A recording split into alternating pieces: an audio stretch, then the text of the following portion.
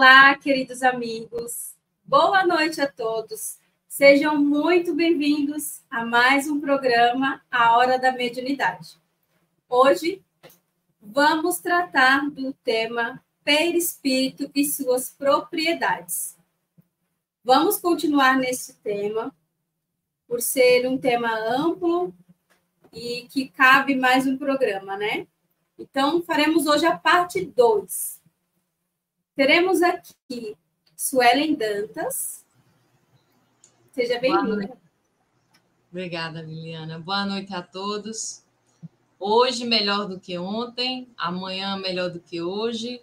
Recomeçar sempre, desanimar nunca. O meu dever custe o que custar. Cristóvão Ramos, boa noite. Seja bem-vindo.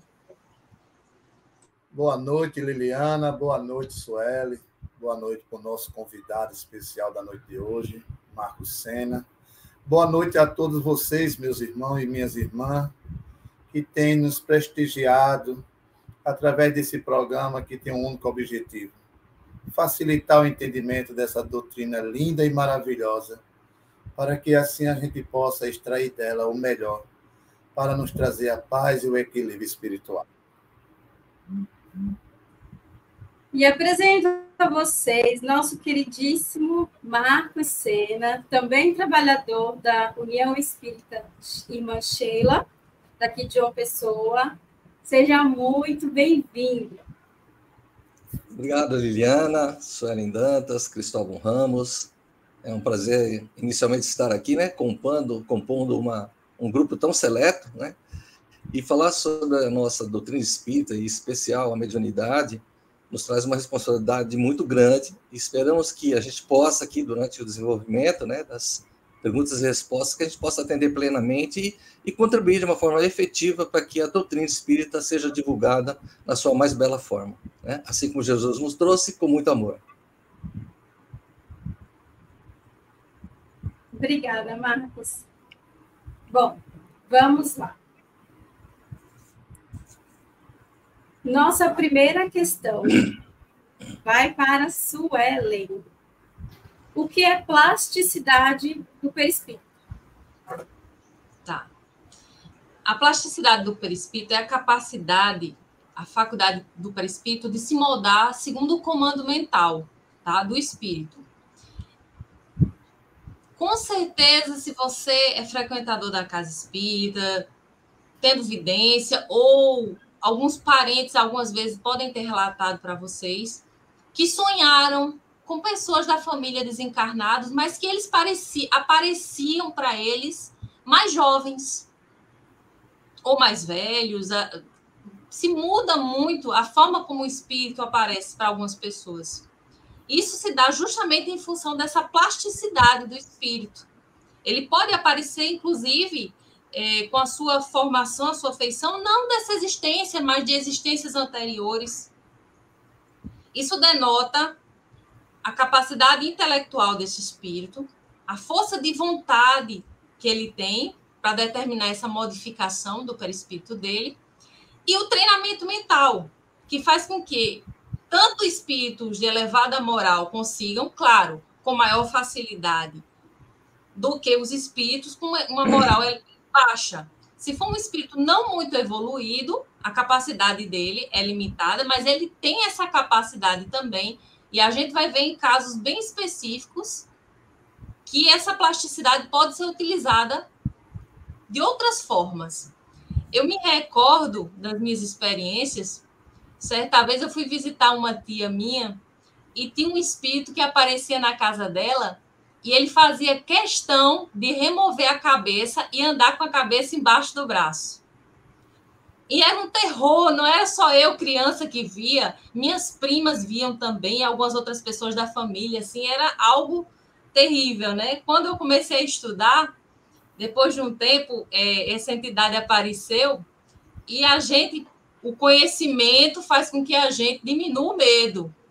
E eu me lembro que, depois de muito tempo temendo essa entidade, eu consegui olhar para ela e dizer: olha, ou você coloca a sua cabeça no lugar, ou a gente não vai conversar. E não teve outra saída, senão ela botar a cabeça no lugar e a gente sentar para conversar. Eu falo isso com graça porque assim foi algo que perdurou durante um certo tempo, né? E a gente tinha bastante temor. Então, olha, se você está começando a desenvolver sua mediunidade agora e está vendo algumas coisas que lhe causam medo, busca o conhecimento na casa espírita e você vai entender que aquilo ali é completamente plausível. Quando você compreende, o medo vai embora. Obrigada. Bom, agora, Cristóvão. Das propriedades do perispírito, o que é a visibilidade? A visibilidade, meus irmãos, é aquilo que os olhos físicos não conseguem, muitas vezes, enxergar, né? O perispírito. Mas, assim, temos, né, condição aqueles irmãos que são videntes de, muitas vezes, enxergar o perispírito dos nossos irmãos, espíritos mais elevados, quando, assim, eles se permitem, né, diminuir suas vibrações. Normalmente a gente entende, em alguns filmes, em tantas outras oportunidades de leitura, é mais comum quando um marido ou a própria esposa, um deixando ao outro ao retorno à parte espiritual, eles passam muito tempo ainda ao lado do cônjuge, né? E muitas vezes, vamos dizer que morreu o marido, né? Retornou à parte espiritual, está na condição de espírito. Muitas vezes ele está ali ao lado da sua companheira que ainda continua encarnada, mas ela não consegue enxergar, porque é invisível aos nossos olhos. Quando é permitido, os irmãos que têm a vidência, uma mediunidade, né, tão necessária para o trabalho espiritual, muitas vezes um verdadeiro instrumento para auxiliar em alguns casos. Como a gente viu naquele caso, o mensageiro da paz, quando o Divaldo Franco se aproxima do irmão que tem acabado de desencarnar, e ele perde a movimentação das pernas. E tentaram de tudo, médico, tudo. E aí, uma amiga convidou uma irmã, que era vidente, que veio de Salvador, e assim que ela chegou na casa, ela conseguiu visualizar o espírito do irmão de Divaldo. E só ela que tem essa condição, e mais ninguém ali ao redor. E o pessoal, sabendo que Divaldo era portador de suas faculdades mediúnicas, a primeira pergunta, por que ele não veio? Porque ele tinha ligação direta de afinidade com aquele irmão. Então é isso, meus irmãos. A visibilidade, ela é revestida pelo nosso corpo espiritual, chamado perispírito, e aqui nós trazemos essa oportunidade de esclarecimento e querendo esclarecer o porquê nem todo mundo consegue ver os nossos entes queridos ou os nossos irmãos na condição de obsessores, né? E aí, diante da graça de Deus, da graça de Jesus, é onde entra o papel do médium vidente. Muitas vezes enxergam esses espíritos e muitas vezes eles avisam aquelas pessoas para fazer um tratamento, procurar uma casa espírita. Como às vezes os nossos irmãos mentores espirituais, eles ali permitem um pouco, às vezes a gente vê só o rosto deles, né? Através da sua áurea. Como também, muitas vezes a gente já escutou falar os vultos, né? Entendendo que a gente não vê os espíritos com esses olhos que a gente tudo enxerga dentro da matéria. Os espíritos eles são enxergados pelos olhos da alma. Por isso que é uma coisa assim tão sutil e tão rápida. Está aqui minha irmã Sueli, né? Portadora dessa faculdade, que pode ou não pode estar concordando comigo, mas acredito eu que é nesse caminho. E é isso, Liliana. Obrigada, Cristóvão. Bom, Marcos, Agora é com você, meu amigo. Das propriedades do perispírito, o que vem a ser a sensibilidade. Ok, meus irmãos, é bastante interessante quando a gente vai ouvindo os nossos colegas, né, que antecederam, como os temas eles estão interligados, né, na propriedade do espírito. Se a gente considerar que dentro dessas propriedades nós temos mais de 21 delas, para a gente poder citar, explicar, esclarecer, mas cada um tem uma especificidade muito importante. Quando nós estamos falando aqui de sensibilidade, nós vamos trabalhar de duas formas, a sensibilidade global e trazendo também a sensibilidade magnética. Então, vamos trabalhar cada uma delas. A sensibilidade global está muito mais voltada às sensações que o corpo, que o nosso organismo pode se manifestar, seja através da audição, da visão, do tato, paladar e assim por diante. E quando a gente se analisa enquanto encarnado, nós estamos praticamente ainda enclausurados, né? Muito limitados naquilo que a gente tem de percepção do mundo espiritual. É evidente, como disse o nosso irmão Cristóvão, alguns irmãos têm as faculdades de visão, de audiência, e assim, não é a grande coisa, né? Então, o que nós percebemos aqui? E o espírito, quando ele está despojado do corpo físico, né, quando ele já não está mais na sua veste carnal, está na erraticidade, ele tem a percepção e sensibilidade muito plena, muito ampla. Nós, quando encarnados, nós conseguimos, através dos olhos, da audição, ouvir, ver, sentir, né, e de uma forma bastante limitada, né, até onde o corpo físico permite.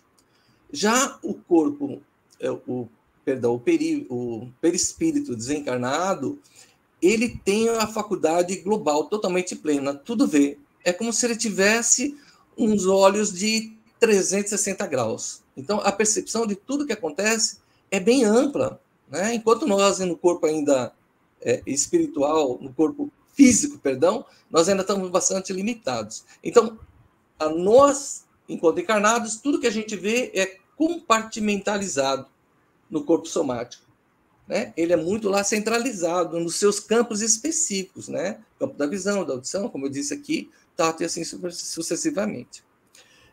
O nosso irmão Zalmino Zimmermann, né, no livro Perispírito, ele nos traz que esse espírito desencarnado, ele vê, ouve, sente, que o corpo perispiritual inteiro, independente da posição ou direção que ele se encontre. Olha que coisa interessante, né? Nós, para olharmos para algum determinado lugar, nós temos que direcionar os nossos olhos. Para ouvir, a gente tem que posicionar o ouvido. Já o espírito, na condição que ele se encontra, ele não precisa de absolutamente nada disso que nós temos enquanto espíritos encarnados. O que acontece é o seguinte, que todo organismo, nós não podemos só pensar que tudo que passa ao nosso redor enquanto encarnado, que a gente também não tem algumas percepções, que a gente não tem algumas sensibilidades.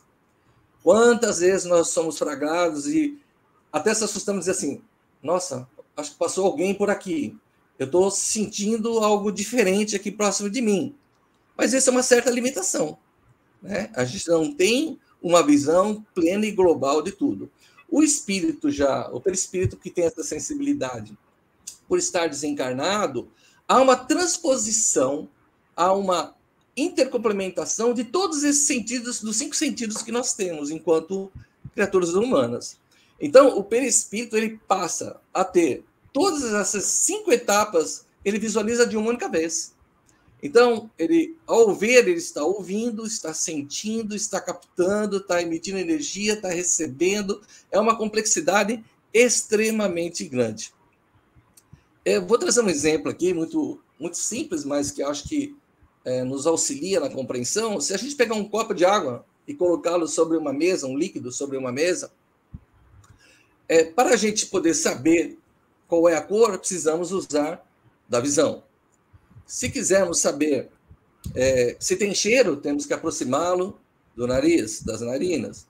Para ver se é pesado, precisamos pegá-lo, içá-lo, sentir seu peso e assim sucessivamente. E também, se quiser saber sobre a temperatura, você vai lá, coloca o dedinho dentro do copo você vai ter a sensação tátil e, ao mesmo tempo, de temperatura. Eu, Marcos, particularmente, recomendo, se vocês quiserem fazer um tipo de experiência similar a esse, comecem pelo menos pela boca. Primeiro vocês tomam, sentem o sabor, para ir pôr um pôr o dedinho lá dentro e pôr na boca de novo. Mas, em suma, gente, como o espírito faz toda essa tensão se dá de uma forma única, né, simultânea, com cheiro, viscosidade, sabor, temperatura, cor, peso, tudo de uma forma homogênea, ele tem uma facilidade muito grande de perceber tudo que acontece ao redor. Por exemplo, o espírito, para conversar conosco, ele não precisa utilizar da fala verbal. Né? A comunicação, ela se dá num outro plano, num plano magnético, num plano mental, intelectual, que não precisa da utilização da voz. Né? E nós não conseguimos sequer, né, conversar direito só através de gestos. Né? A gente tem uma limitação muito grande nesse sentido. Eu, como sou descendente italiano, eu gosto de falar e, ao mesmo tempo, a gente vai se movimentando. Isso ajuda, parece que até na compreensão das pessoas. Né? Mas o que é mais importante é o seguinte: enquanto as nossas limitações não nos permitem, por exemplo, ver alguns elementos microscópicos, né, o espírito desencarnado ele tem essa faculdade. Né? Ele tem esse potencial de visibilidade que nós não temos. Então, ele não precisa ouvir, não precisa ver, não precisa sentir. Isso dá uma forma simultânea. Não há uma forma diferenciada com que ele possa expressar tudo aquilo que envolve ao seu redor. Ou seja, ele consegue visualizar e contemplar tudo ao seu redor de uma forma única. E se a gente pensa que quando a gente entra na casa espírita com aquele ar de eu sou o salvador da pátria e assim, cansado, abatido, não se engane. Porque os espíritos que lá se encontram nos conhecem no fundo da nossa alma, no recôndito dos nossos corações, e a gente se sente completamente nu. A gente pode mentir de encarnado para encarnado, mas com os espíritos é impossível, não tem como. Né? E a outra parte, que é bem simples, gente, mas muito rápida, é a sensibilidade magnética. O próprio nome já diz, né? O que envolve o magnetismo. Então, essa sensação, essa ação magnética, ela se dá comumente, a gente pode citar aqui, no processo do passe mesmo. Né? Na imposição das mãos, na hora que o médium se encontra lá na sala específica para o passe, e ele está sendo coassistido por um espírito desencarnado, há uma simbiose, há uma troca, há um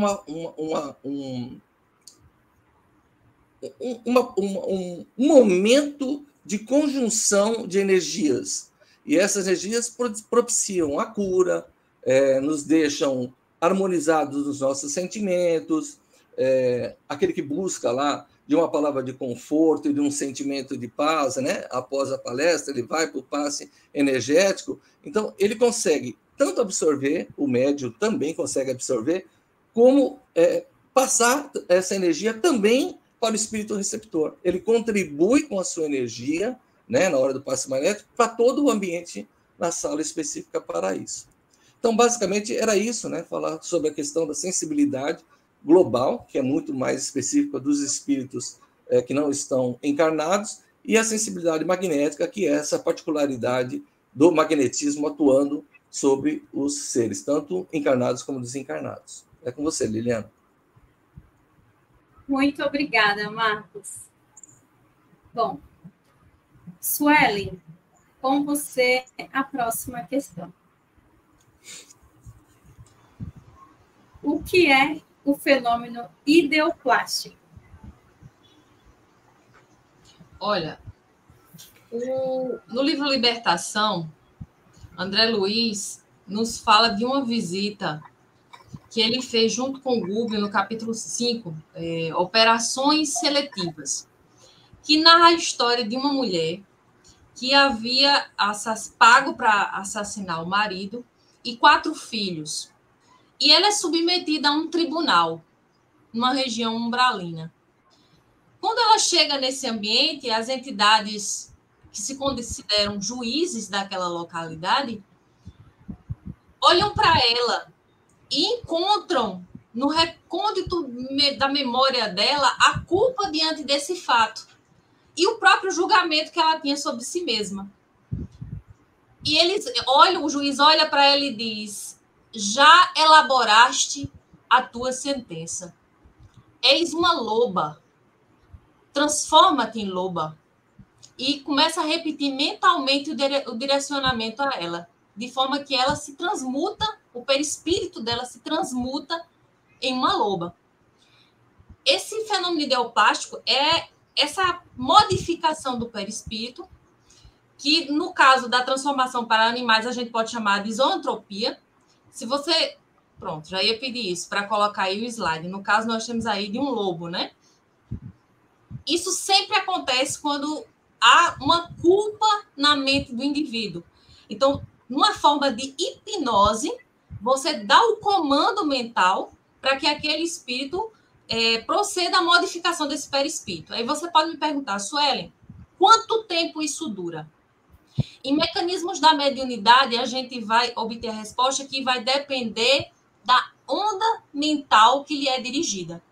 Se for uma onda mental contínua, uma emissão forte e contínua de uma entidade para outra, ela pode durar muito tempo.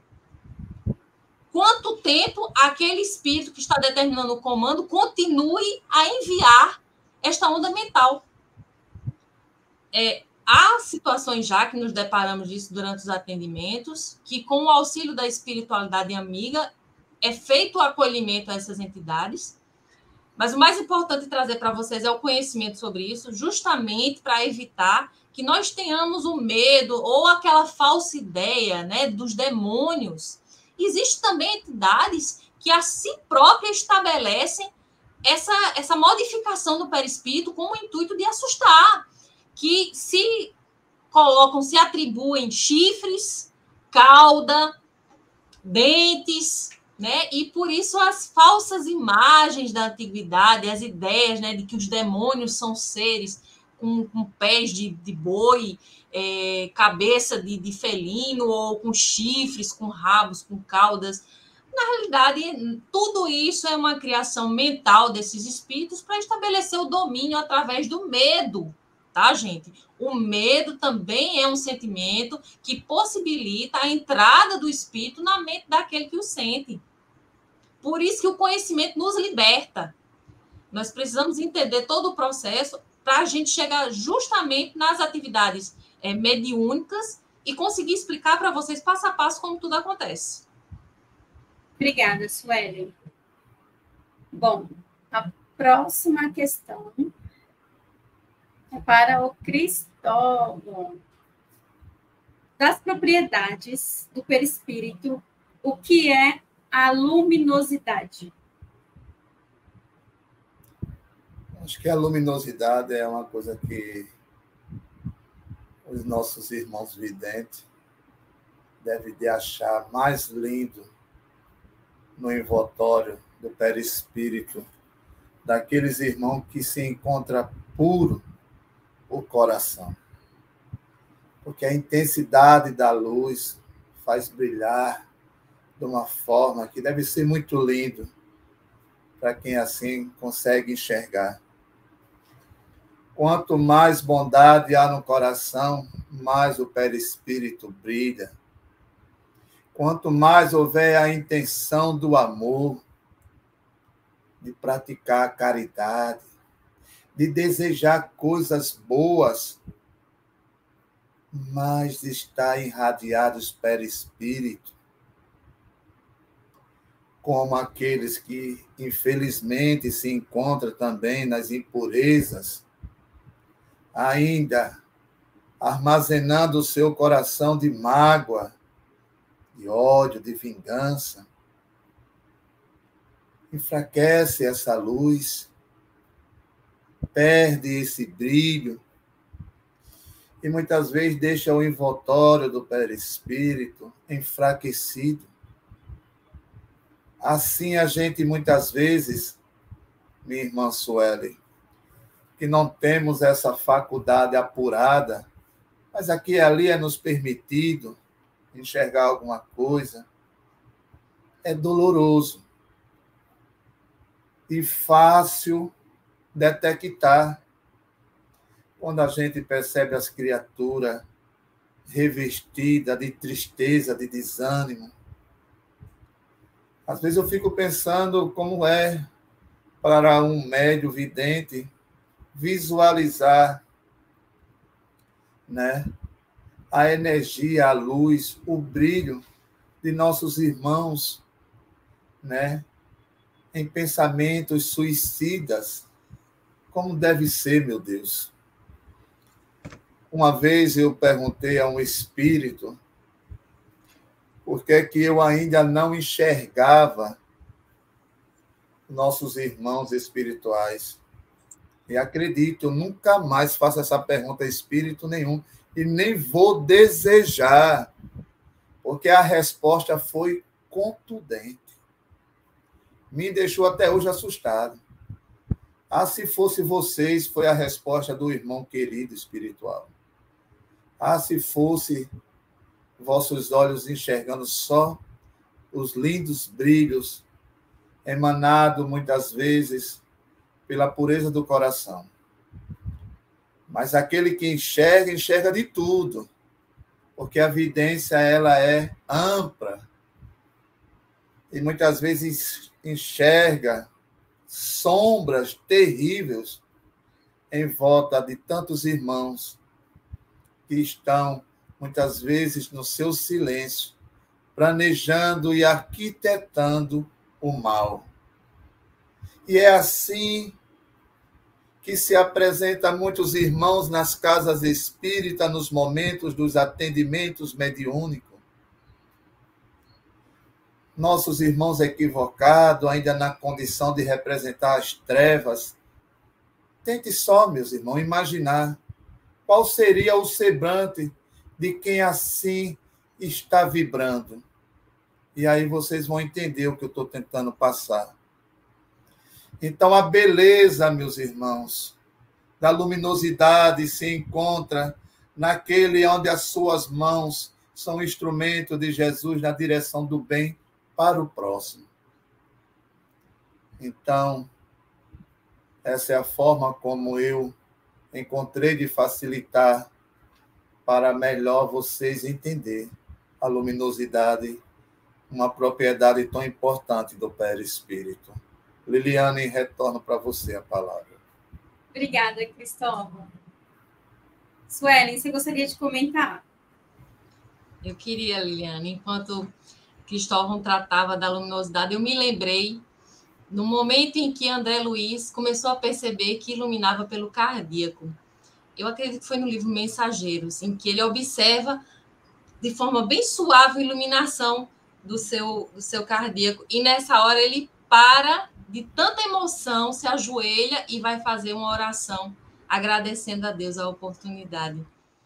E ressaltar também que, da mesma forma que os espíritos mais evoluídos têm essa iluminação de forma tão natural que surge deles, a humildade também faz com que eles encubram essa iluminação quando vêm exercer trabalhos em regiões mais densas, né?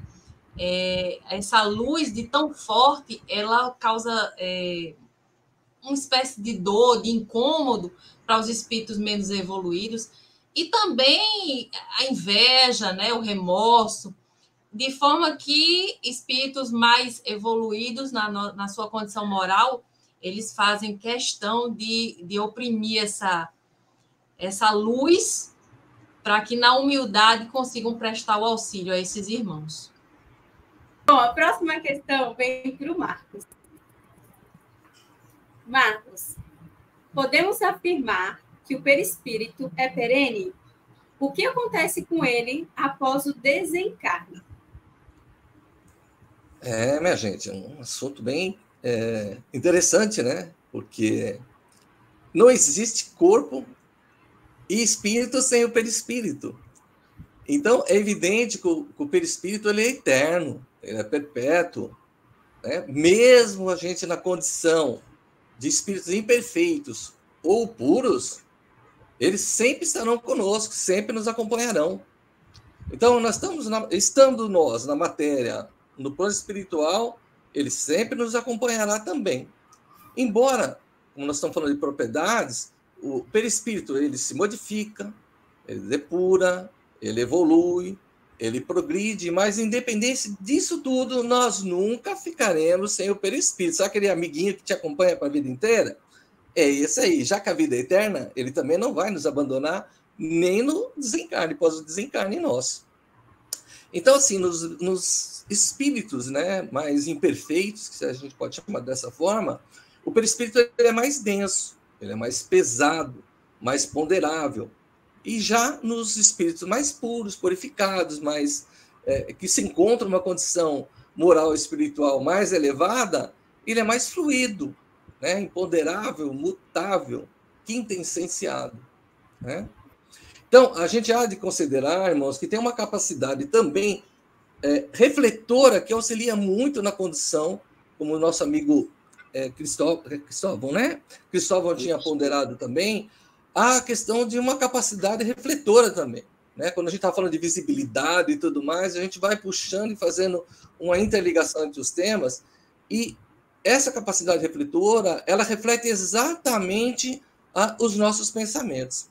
Então, aquilo que nós pensamos, nós acumulamos lá nas nossas sensações, nas nossas emoções, e isso vai para o nosso perispírito.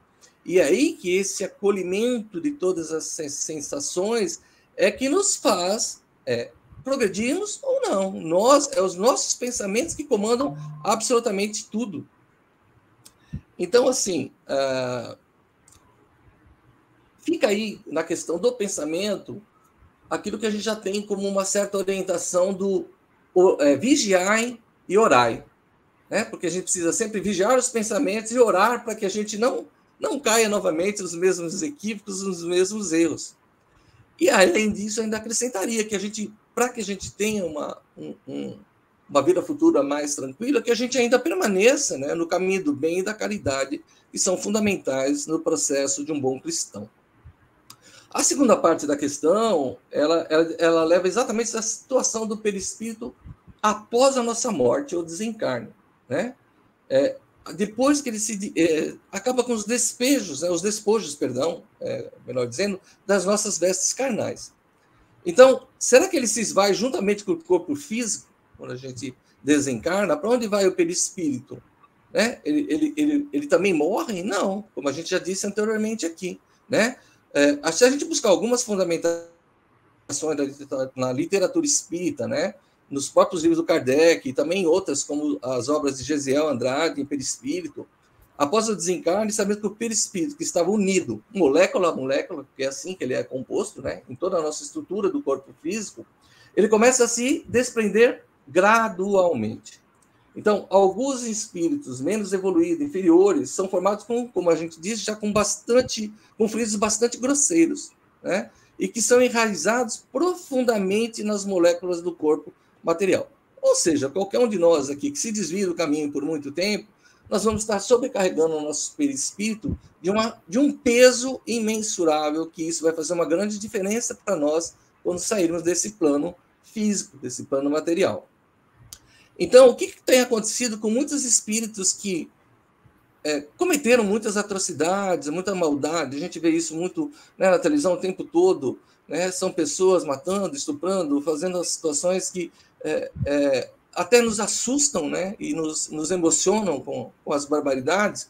Esses espíritos, evidentemente, eles estão fazendo com que o seu perispírito fique cada vez mais denso.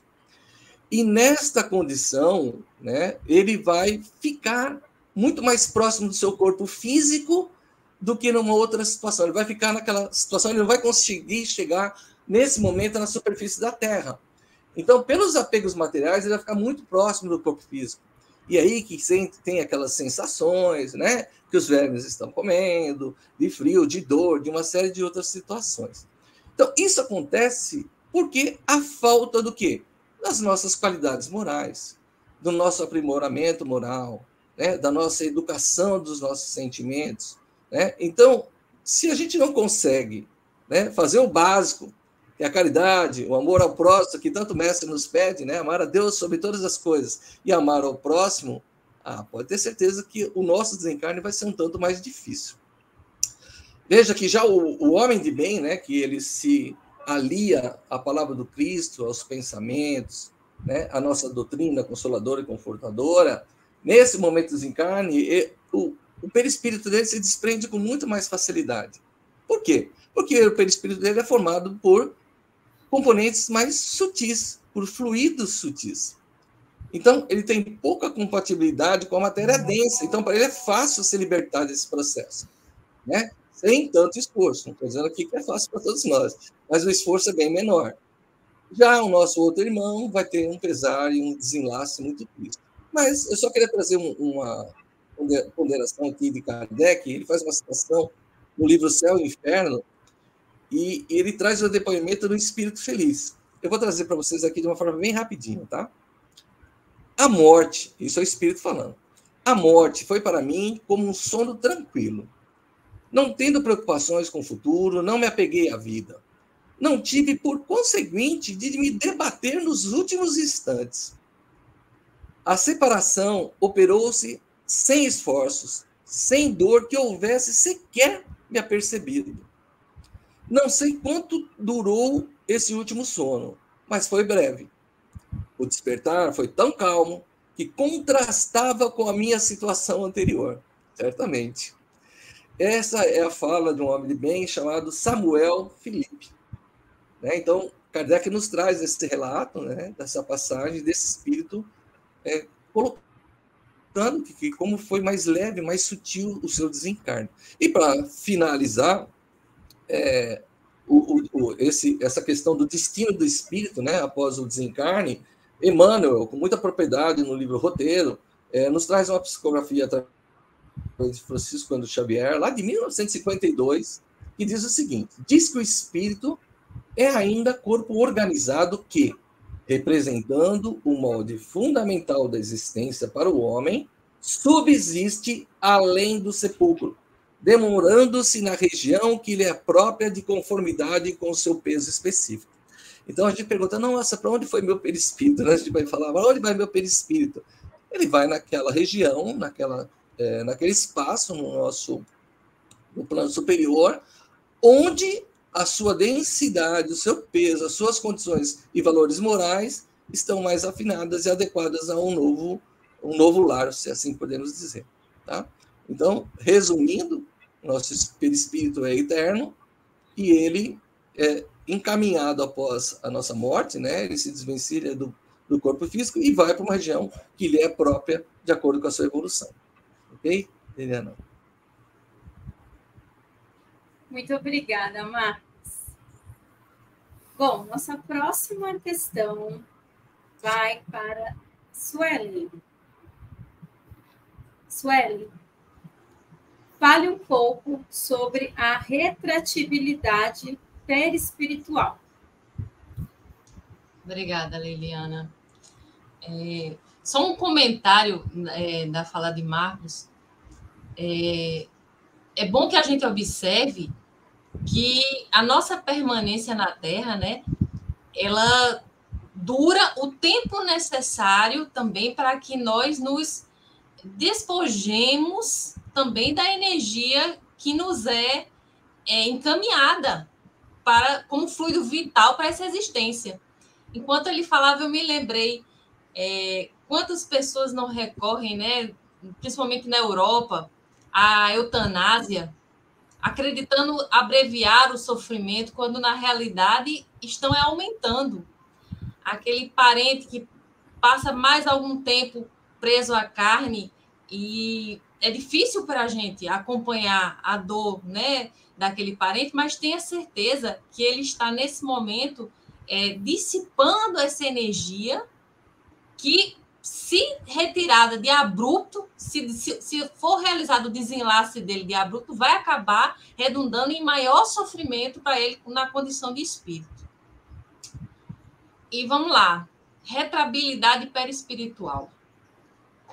No livro Evolução em Dois Mundos, André Luiz nos informa que, e aí eu vou também puxar o que nosso colega Marcos trouxe agora, realmente do perispírito você não vai se dissipar, ele é necessário.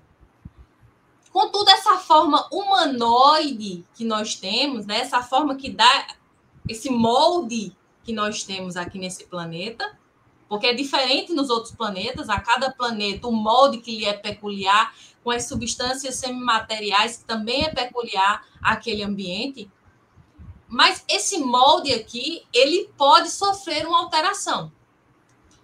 E aí pode também ser conhecido como segunda morte, tá? A morte propriamente dita, que é o fato de você deixar de existir, isso nunca vai acontecer. Deus lhe criou. A centelha divina foi criada por Deus. Então, essa centelha divina ela não pode se extinguir. Mas você pode se anular através de um processo mental.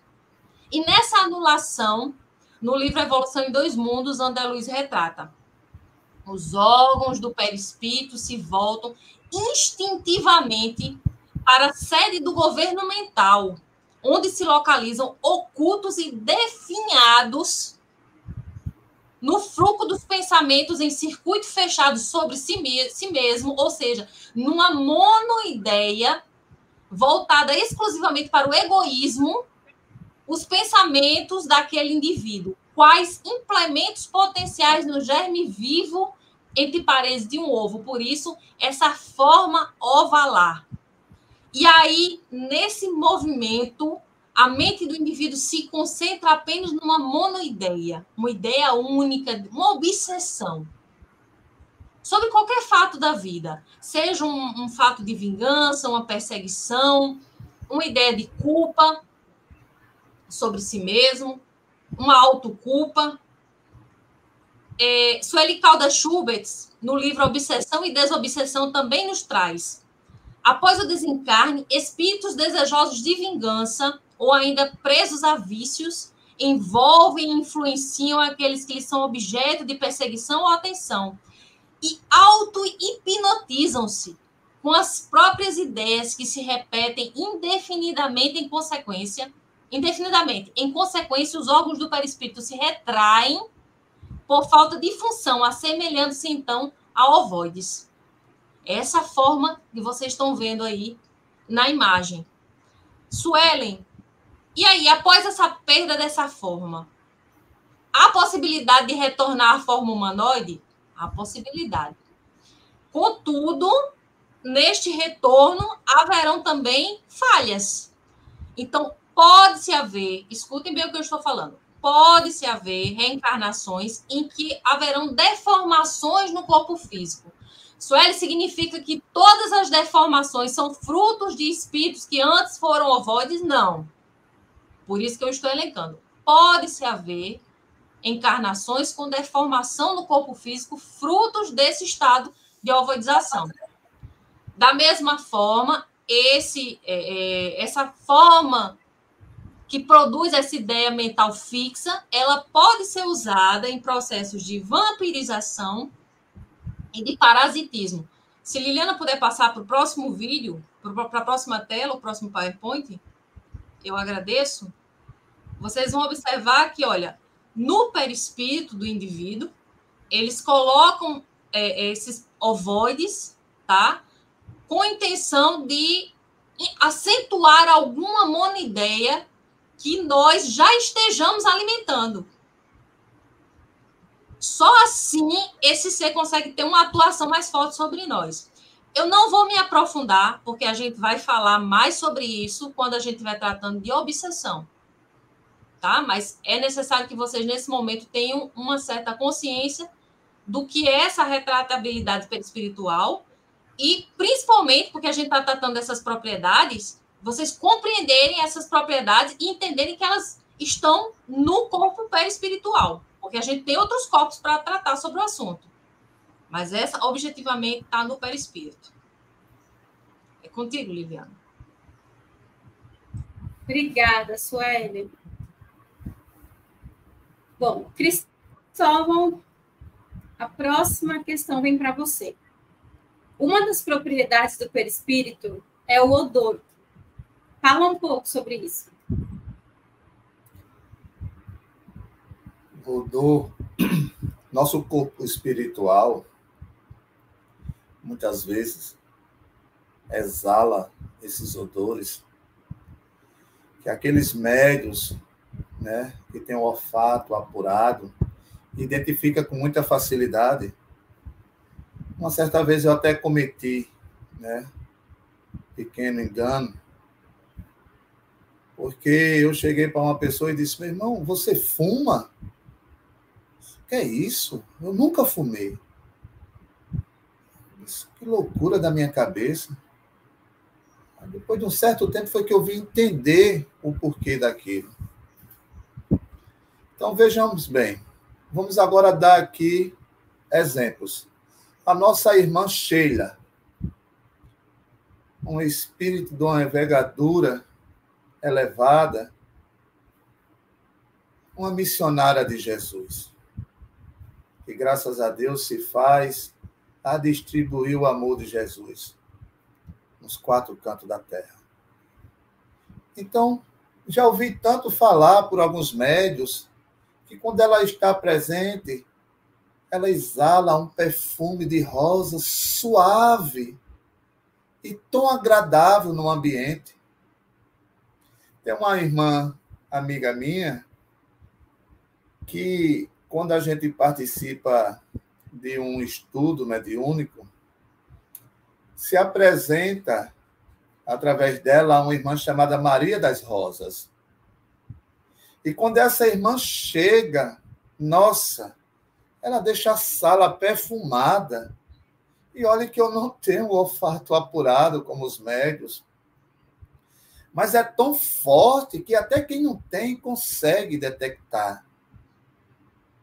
Muitas vezes também, meus irmãos, chega a entidade perto de nós, chega esses irmãos nas mesas mediúnicas, exalando também, né, odores terríveis, né, que muitas vezes a gente compara com os animais que estão em situação de decomposição.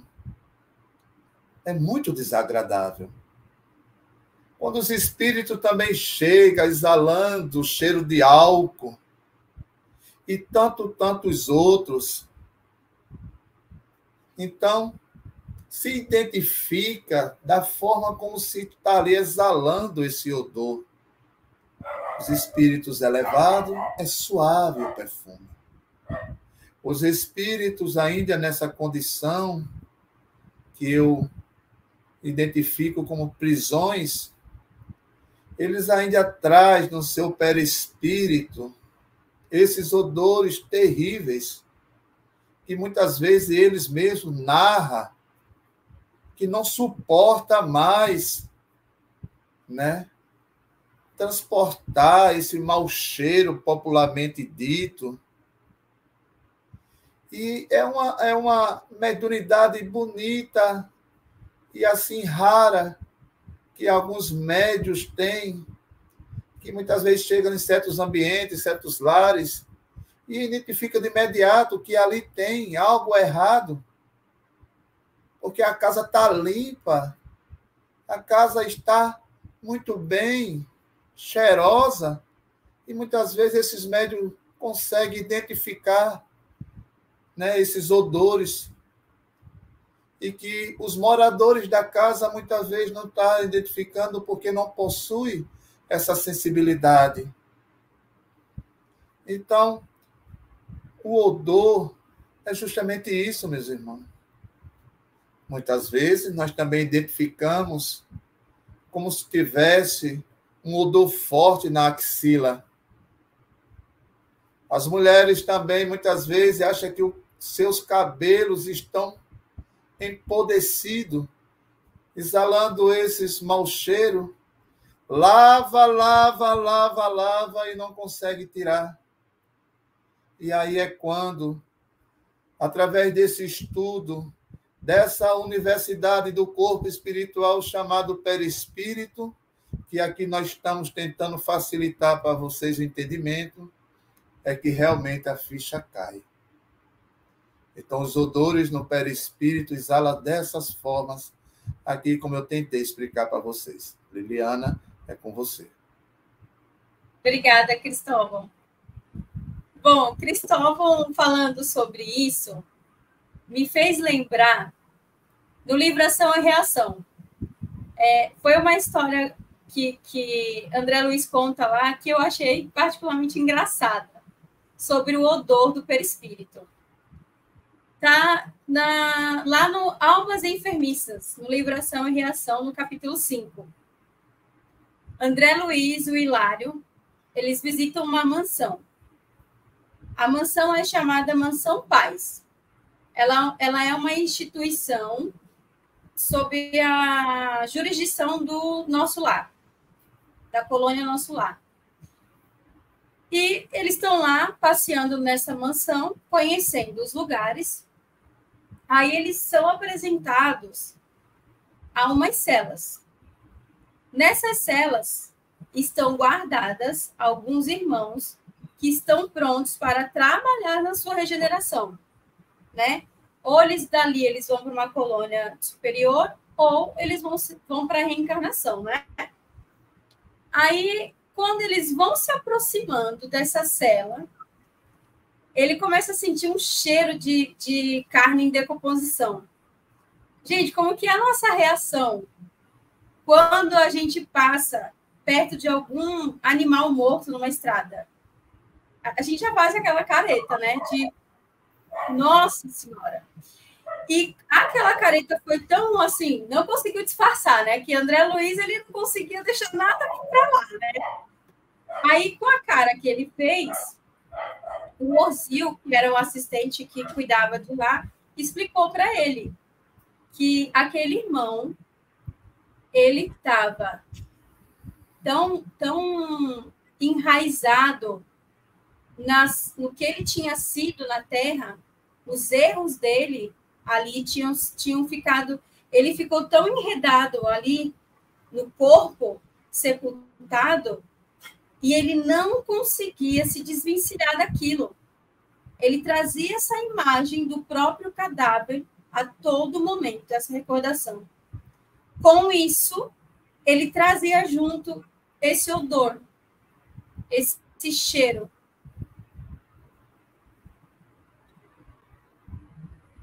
Então, é isso que eu queria trazer para vocês. A próxima questão, ela vem para o Marcos. Marcos, como se dá a tangibilidade no perispírito? É interessante que quando eu comecei a estudar sobre esse assunto, né, a primeira coisa que veio na cabeça é o ectoplasma, e tinha lá os fantasmas, né, os caça-fantasmas e tudo mais. E é interessante que tem realmente alguma coisa a ver mesmo nesse sentido, né? Porque o suporte ectoplasmático, que é referente ao ectoplasma, ele nada é mais do que essa parte de consistência gelatinosa que tem de fora do citoplasma. Então, assim, de qualquer forma, quando a gente está numa reunião mediúnica, mesmo que você não seja um médium ostensivo, de alguma forma lá, na contribuição para que haja manifestação, você doa seu ectoplasma. Então, é uma coisa que qualquer um, encarnado ou desencarnado, né, em seu perispírito, ele traz esse ectoplasma, essa formação. Então, conforme a condensação desse fluido perispirítico, a aparição, às vezes, de um outro ser, né, no momento de tangibilidade, um espírito aparecer em determinado lugar, ou simplesmente uma parte da mão, ou de um corpo em outro lugar, né, ela vai sempre depender de que haja naquele ambiente um médium também que tenha essas condições de ceder esse ectoplasma. Então, chega tanto a tangibilidade, ela é tão forte que às vezes chega até a nos confundir, né? Se a pessoa que está ali estava realmente presente ou era uma vaporização, uma condensação que a gente ainda não consegue definir de uma forma plena, né? Porque eu acho que, assim, dentro do processo de tangibilidade, há muita coisa para a gente estudar e compreender. É mais complexo do que parece, né? Mas o que fica em mais forte na gente aqui é que o mesmo perispírito, né, que tem nos encarnados, tanto como nos desencarnados, eles têm o mesmo efeito completamente idêntico. Pode, no momento de liberdade, aparecer em um ponto diverso do que em repouso seu corpo. Tá? Então, meu corpo está aqui, eu estou inerte, parado, né, concentrado, mas o meu espírito se desloca a outros lugares. Não só fisicamente no plano terreno, mas também no plano espiritual. O nosso espírito tem essa liberdade de locomoção, né? Essa transposição de um lugar para o outro. Então, há muitos casos autênticos nesse sentido de comprovação, né? Um deles a gente tem aí, mostrando aqui a Florence Cook, que é uma jovem adolescente de 15 anos, né? Que tinha uma mediunidade bastante ostensiva, e através de uma pesquisa de William Crookes, que era um cientista, né? Estudioso das questões de manifestação espírita, ele presenciou, ele fez umas condições. Primeiro, foi interessante que ele queria ter as condições certas para provar que a materialização existia. E aí, ele, em comunicabilidade, inicialmente com a Florence, determinou que, olha, nós vamos escolher as pessoas que vão estar aqui, o horário, o local e tudo mais, para que não houvesse nenhuma forma de fraude ou que alguém pudesse contestar. Então, se reuniram os familiares na casa deles, somente a Florence também, com mais algumas pessoas que lá estavam presentes, e a materialização se efetuou. Então, o espírito materializado da Kate King, ela se apareceu no ambiente, se materializou lá, a tangibilidade foi extrema. Agora, é interessante que no primeiro momento, com a preocupação dos registros, era uma sala com uma luz, vamos dizer, vermelha, né? De forma que facilitasse os registros fotográficos.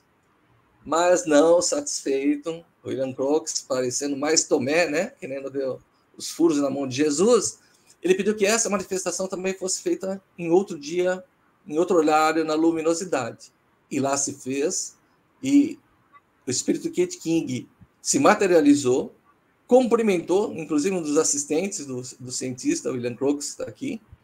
E nós temos também outros relatos que reforçam essa passagem através de Arthur Conan Doyle, né? Ele também traz registros importantes nesse sentido, e ele fala exatamente dessa sessão com a Florence. E diz que entre 1871, veja, há muitos anos, né, gente? Em 1874, quando Crookes fez essa investigação, ele procurou também médiums ingleses e europeus, né? Parecia que ele estava desenvolvendo uma atividade, vamos dizer, similar à de Kardec, né? Então, ele procurou médiums de lugares diferentes para ele poder fazer essas investigações. E, como eu disse, ele falou, olha, quero todo mundo na minha casa, em frente do grupo de pessoas que eu selecionei sobre minhas condições. E a Florence lá estava, né?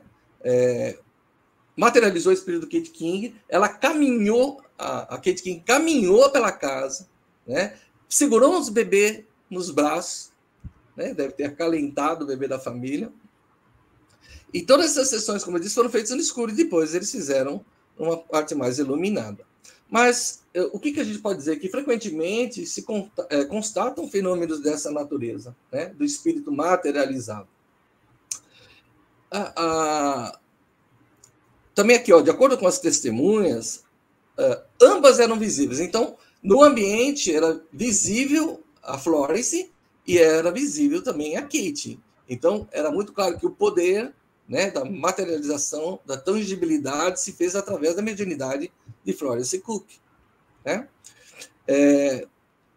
Então, basicamente, é isso, gente, né? Que a tangibilidade é essa formação, essa condensação, né, das energias de um perispírito que é transposto, ele é direcionado a outro lugar através do outro ambiente que contenha, inclusive, um médium ostensivo que possa doar de si esse ectoplasma para que essa materialização se efetive. Eu lembro numa passagem de Chico Xavier, que ele estava meio adoentado, inclusive com o Divaldo presente, e numa das salas ele estava desanimado, que ele tinha que depois ter que ir para uma audiência pública, né? E ele estava muito cansado, com muitas dores, desanimado, tal. O Divaldo falou, não, levanta, vamos lá que você vai participar, não tem como ficar aí. E aí ele foi para outra sala, junto com o Divaldo, e lá se apresentou a nossa querida irmã Sheila, né? Com todo o seu perfume, com toda a sua beleza, com os seus cabelos de cachos dourados, pelo menos foi assim que ela se apresentou. E aí eu estava lembrando aí quando Cristóvão falou dessa questão do odor, do perfume, inúmeras vezes, né, nas reuniões mediúnicas que nós estávamos presentes no Sheila, o perfume inundou nosso espaço de uma forma tão avassaladora, chega até a arrepiar, porque invadia a nossa alma num conforto tão grande que a gente dizia assim, estamos fazendo o melhor que podemos. Estamos aqui atuando, dando o melhor que o Mestre nos possibilitou que nós dessemos, né? Dando nossa alma, nosso corpo, nossa mente, né? Nossa disponibilidade, né? A nossa doação magnética. Então, assim, é coisa que você sente, você presencia, né? Não são só fatos, como a gente trouxe aqui, fatos relatados por alguém, mas são situações que você está lá, vivencia, e olha, ninguém vai poder dizer para você que não foi dessa forma. Tá bom, Liliana? Com você. Muito bom, Marcos, muito bom. Gente, chegamos ao fim do nosso programa. Eu gostaria de agradecer a participação de todos vocês, tanto os nossos convidados, expositores, como a todos que nos assistem. Deus abençoe a todos e tenham uma ótima semana. Nosso tchauzinho, gente. Obrigado, igualmente.